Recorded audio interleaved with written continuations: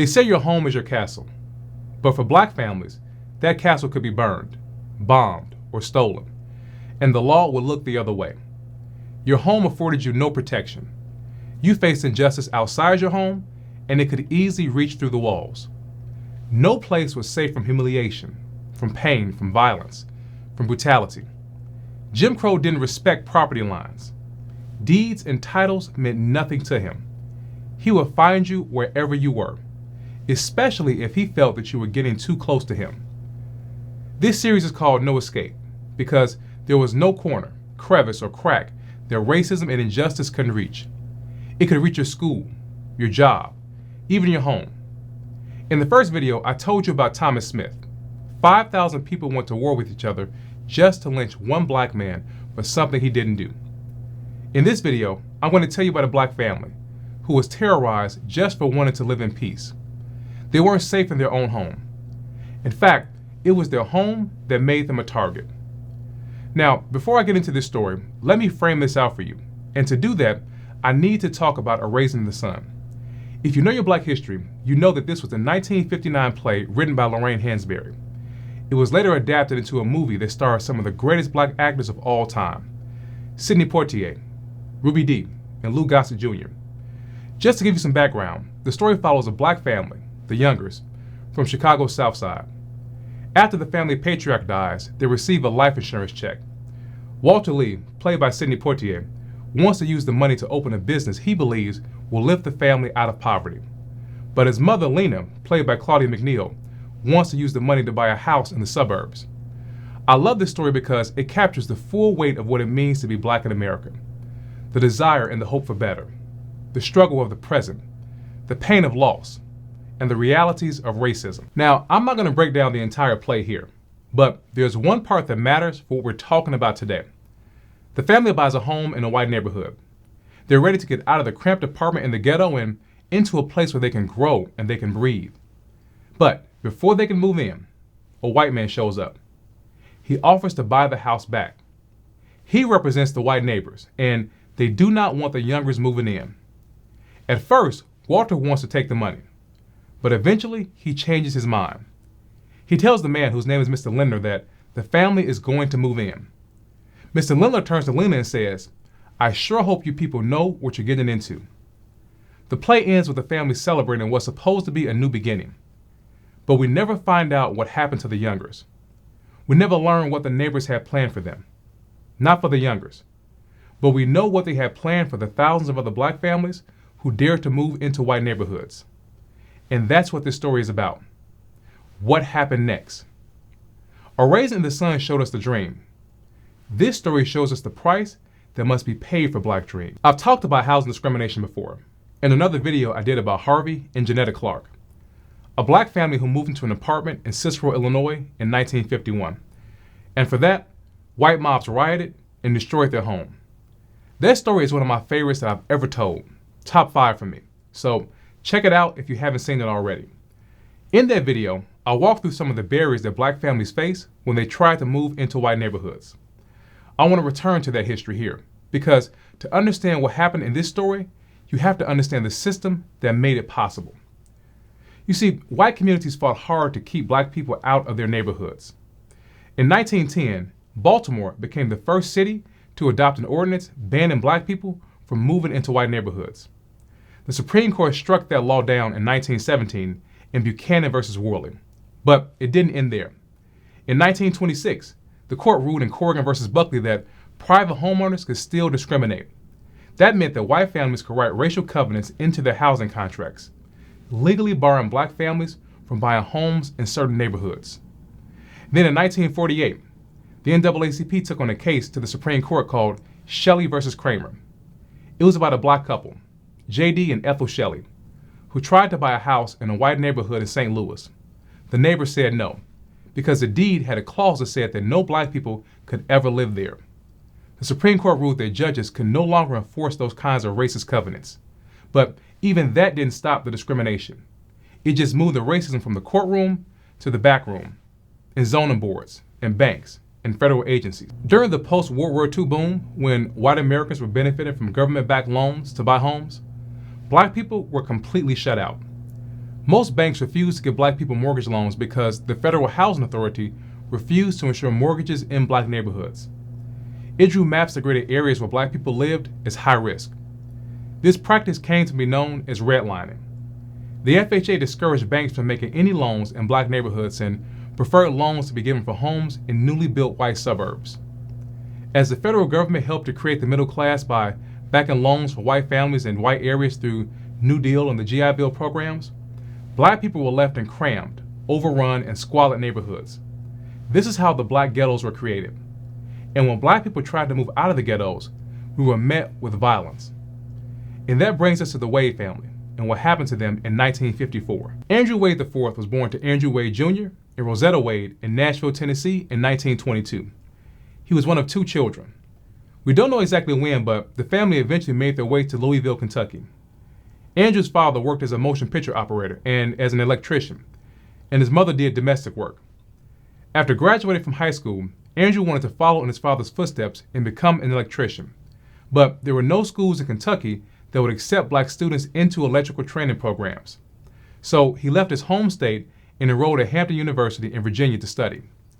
3 years later, with the country deep in World War II, Andrew was drafted, and like so many other black men, he served his country.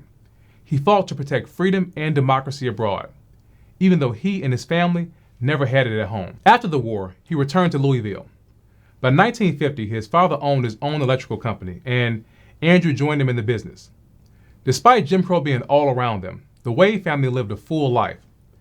Andrew even helped to promote the family business by appearing in newspaper ads. He was also an avid tennis player. He was good enough to win tournaments. Sometime later, Andrew met and married a woman named Charlotte. The young couple was excited and ready to build a life together. There was just one problem, one thing they were missing: a place to call home. And it was that desire, that need to plant roots, to create stability, that will lead to chaos, violence, and destruction for them. Andrew saved his money for 7 years after his discharge from the Navy, so that one day he could afford a down payment on a home for his future family. He and Charlotte first started looking for homes in black neighborhoods, but they couldn't find anything that suited their needs. So they expanded their search into white neighborhoods.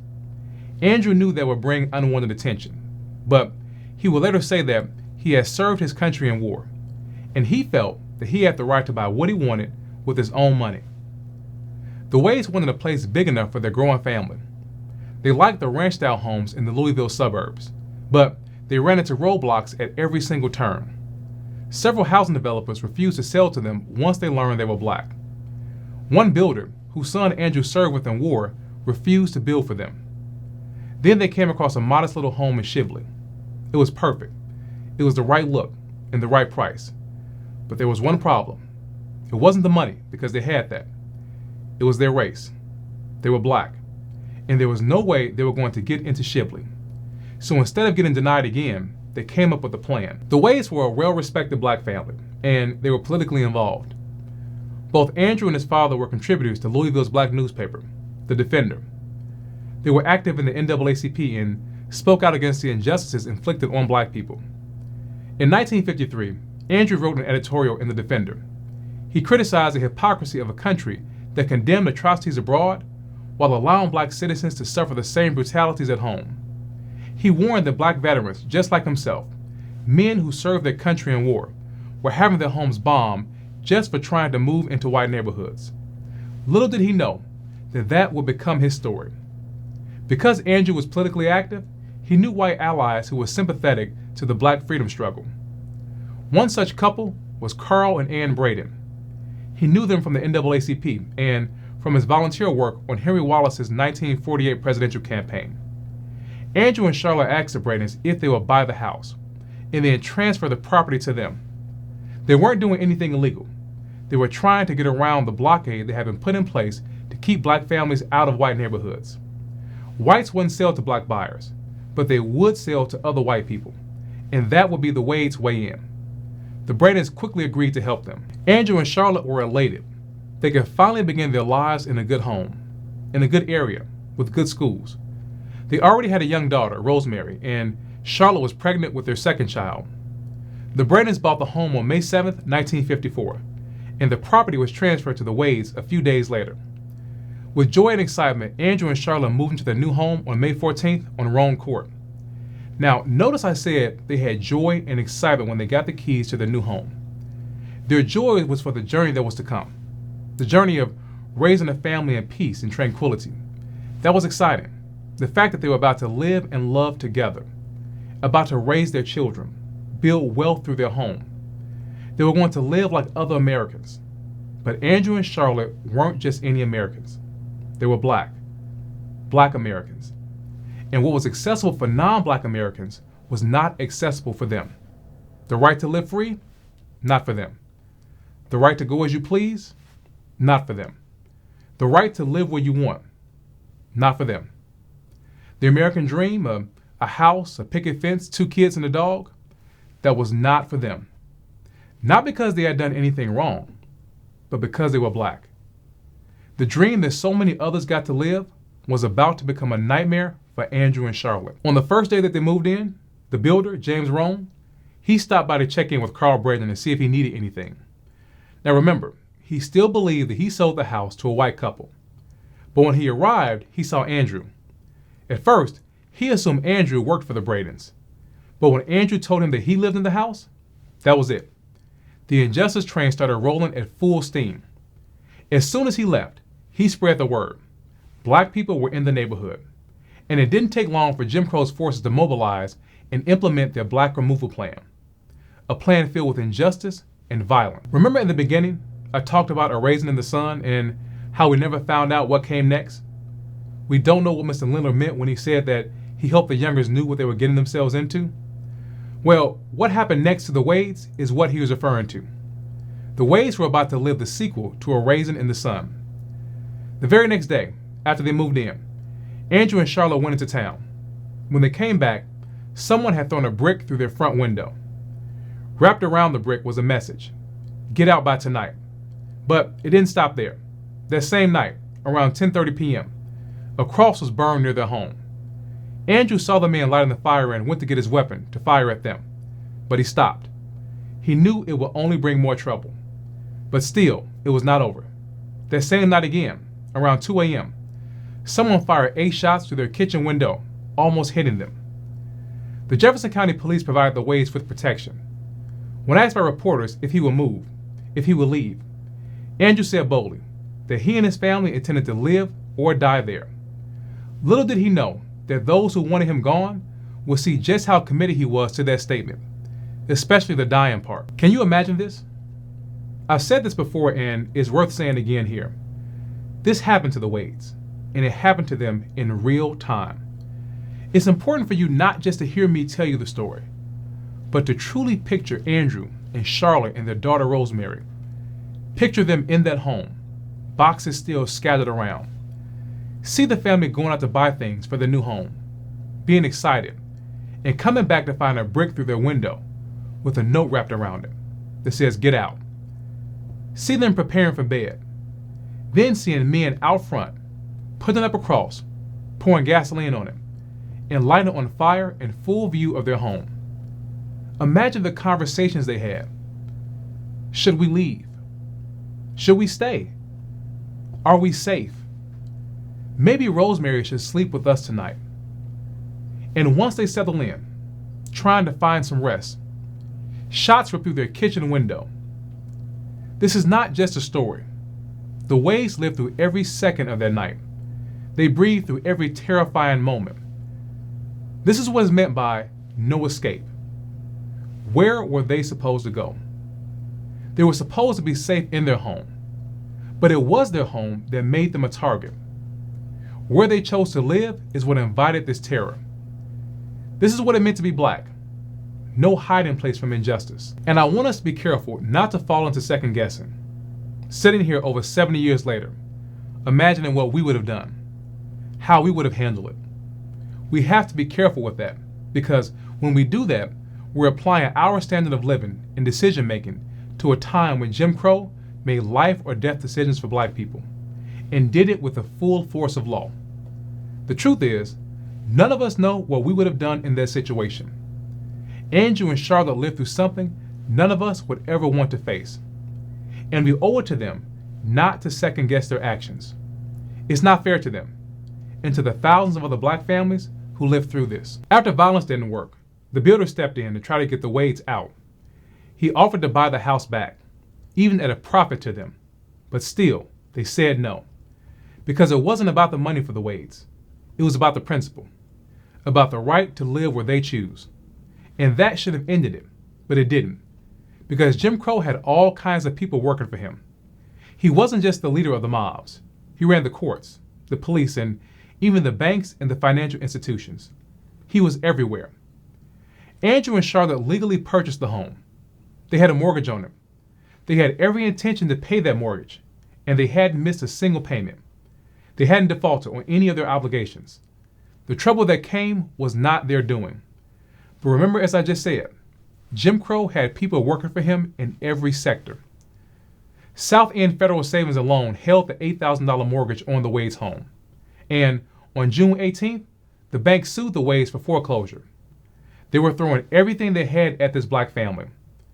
And this goes back to the point I've been highlighting in so many of my videos. When you were black, you were outside the law. It didn't protect you. It was there to be weaponized against you. And this is a perfect example of that. Foreclosure is supposed to be for people who default. The Wades had not done that, but the bank still marched into court and used the law as a tool of Jim Crow. And there was nothing they could do to stop it. Once again, they had no escape. The Wades knew they had to act fast. Attorney Eubank Tucker stepped in and took their foreclosure case, representing the family in court to try and stop the bank from seizing their home. And it wasn't just Attorney Tucker. Black people across Louisville stepped up too. A group of local leaders formed the Wade Defense Committee to help the family fight back.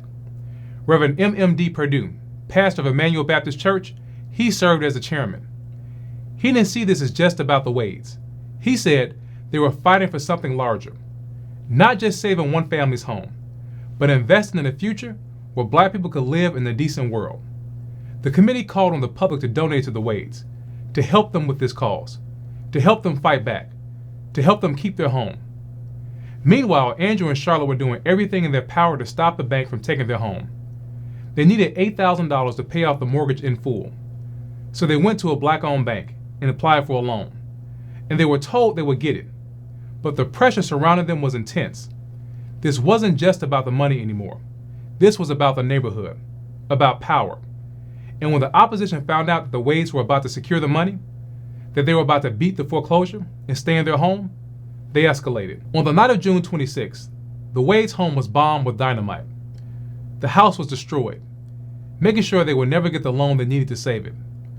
Under the law, banks couldn't lend money on a property that wasn't livable.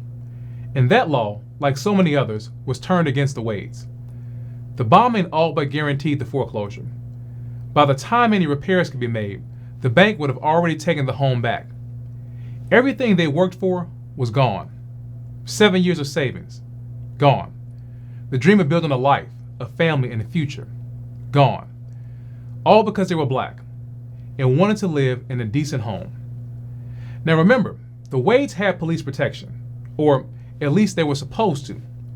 Officers were assigned to guard the home the night that it was bombed, and yet somehow the patrolman on duty didn't see a thing. He never saw the perpetrators walk up to the house, crawl underneath it, place the explosives, and then walk away. Not one thing. The Kentucky Bureau of Negro Affairs wasn't buying that excuse. Its president, Attorney Eubank Tucker, who also represented the Wades, called on the FBI to investigate the police department for its complicity in the bombing. But nothing happened. No investigation, no accountability. No one cared what happened to the Wades. When she was interviewed, Charlotte Wade said this about the bombing. "Must my husband and I always possess this fear created by oppression? Must we live friendless and skeptical in a white neighborhood?" She went on to ask, "Must I, my children, and my grandchildren live and die in racism?" I want you to sit with that, because that wasn't just a statement. That was a cry. A black woman, a mother, and a wife standing in the rubble of what was supposed to be her dream, asking if fear was going to be her family's inheritance, wondering why violence was their reward for hard work. She was asking the same questions that every black person asked in those days, and still asks today. Why? Why am I hated? What have I done? Why can't my family thrive? Why must we suffer? Why are we relegated to the bottom rail of society? Why must we die in such brutal and horrific ways? Why do you hate us? What do we ever do to deserve this? These are the questions of a people who have known nothing but injustice. And that's what Charlotte was asking after Jim Crow came to her home and refused to leave. The Wade Defense Committee continued to fight for the family. They declared July 18th Andrew Wade Day, a day to raise money so that the Wades could buy the mortgage and stop the foreclosure and rebuild what had been taken from them. I love to tell stories like this because it gives us a chance to expand our understanding of what Black resistance really looked like, to move beyond the narrow and selective stories of protest that we're usually told.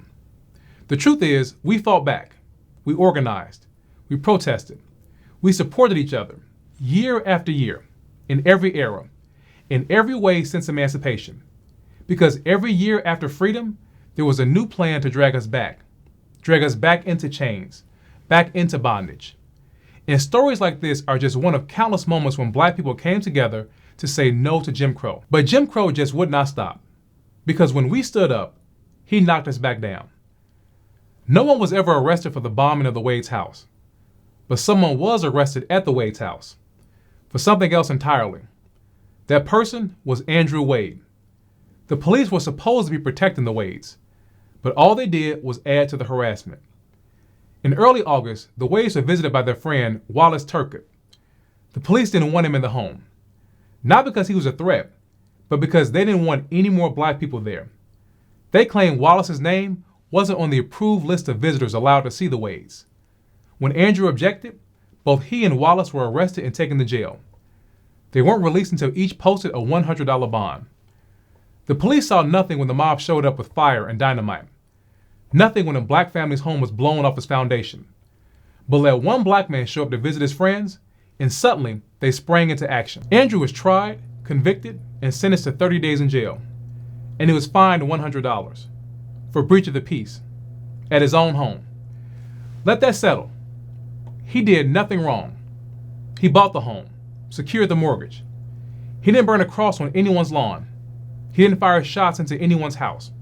He didn't plant dynamite and put a community at risk. He did none of that. He served his country, risked his life for it, and his reward was violence. His reward was silence from the law. His reward was jail time and a fine. All because he dared to buy a home. All because he dared to speak up about who had the right to walk through the door of his own home. But this story is not over just yet, because it takes an unexpected turn from here. Andrew got his punishment, but there were still others involved in this incident who Jim Crow needed to send a message to. Commonwealth Attorney A. Scott Hamilton was under pressure. The Black community was demanding accountability. They wanted the bombers prosecuted. They wanted justice. And Hamilton did something all right, just not what anyone expected. He convened a grand jury to investigate the entire incident. But when the investigation ended, it wasn't the bombers who were indicted. It was Carl and Ann Braden, along with 7 of Andrew Wade's white supporters. Not for violence, not for fraud, not for trespassing, but for sedition. The state of Kentucky charged them with attempting to overthrow the government, simply because they bought a house and sold it to a Black family. That's it. It was the first time the state had ever used its 1920 sedition law. I want you to really think about that. The people who bombed the Wade's home were never prosecuted, but the people who helped them buy it were treated like enemies of the state. This is how Jim Crow operated. It wasn't just about punishing Black people. It was about punishing anyone who dared to stand with us. They cast the Bradens as communists, framed their act of support as some subversive plot to destroy America. Because in Jim Crow's eyes, helping a Black family move into a white neighborhood, that was treason. The sedition charges weren't just about intimidation. They were strategic. This was the 1950s, the peak of McCarthyism. Anti-communist hysteria was everywhere, and Jim Crow used that hysteria as a weapon. Instead of admitting that racism was the root of the violence, the state flipped the script, claimed that the Bradens weren't fighting for civil rights. They were a part of a communist conspiracy to sow unrest in America, and that gave them the cover. Instead of prosecuting the men who planted the bomb, they put a white couple on trial for subversion. The state even argued that the Wades were just pawns in the Brandons' larger plot, as if a black family seeking a home was part of some master plan to take down democracy. This is how Jim Crow protected himself, by punishing those who helped black people, by turning support into a crime, and by using patriotism as a cover for injustice. Carl Brandon was tried and convicted of sedition. For helping the Wades buy a home, he was sentenced to 15 years in prison and fined $40,000. But in 1956, the U.S. Supreme Court struck down the state sedition laws in a case called Pennsylvania versus Nelson, and Carl was released. While the Brandon sedition trial grabbed national headlines, the Wades were still fighting largely alone.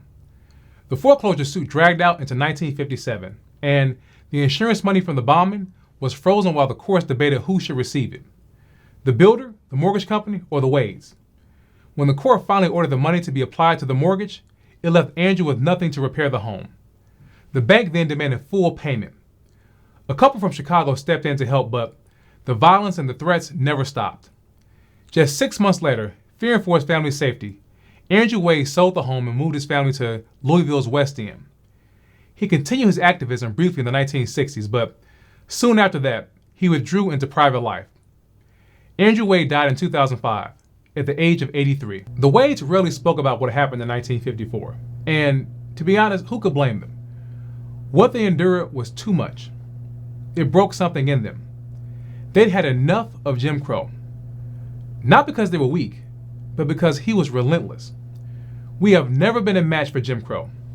Not in strength, not in force. His weapons were more powerful.